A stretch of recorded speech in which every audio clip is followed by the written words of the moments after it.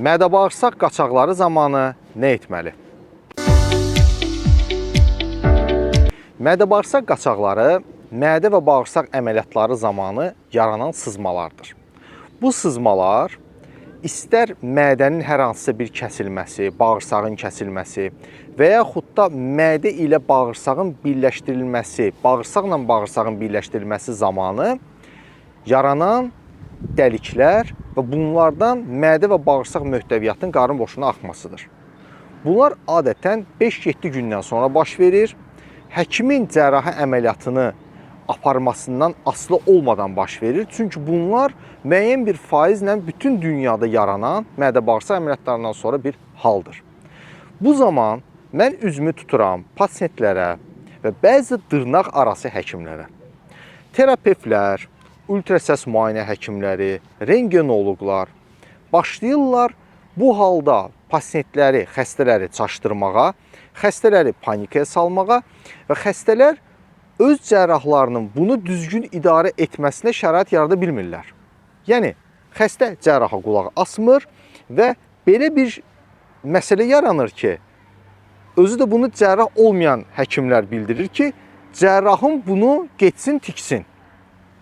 Mədə və bağırsaq sızmaları 7 gündən sonra yarandıqda həmin hissədə bir infiltrat, iltihab yaranır və həmin hissə tikişə gəlmir və həmin hissəni tikmək, yenidən bərpa etmək üçün başqa metodlar lazım olur.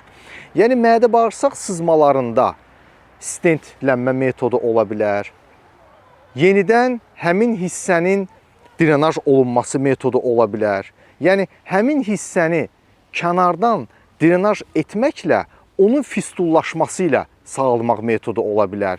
Və yaxud da bu metodlar effekt verməzsə, mədə və bağırsaqda yenidən başqa bir cərrahi əməliyyat aparmaq lazım ola bilər. Lakin həmin dəlik yenidən tikilmir.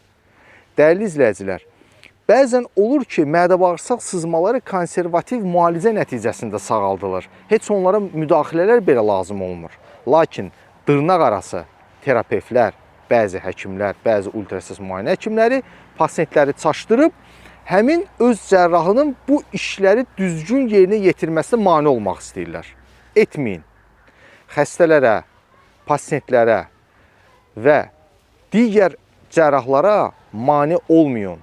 Bilirsinizsə, bunun doğru düzgün yolunu nümayiş etdirin, göstərin. Bilmirsinizsə, çəkilin kənara. Xəstələrlə öz cərrahları doğru düzgün məşğul olsunlar. Dəyərli izləyicilər, dəyərli pasientlər, xəstələr, mənim dediyim fikirlərə diqqətli qulaq asın. Çalışın öz cərrahınızdan möhkəm yapışın və onun məsləhətlərinə riayət edin. Sağ olun, sağlığına qalın.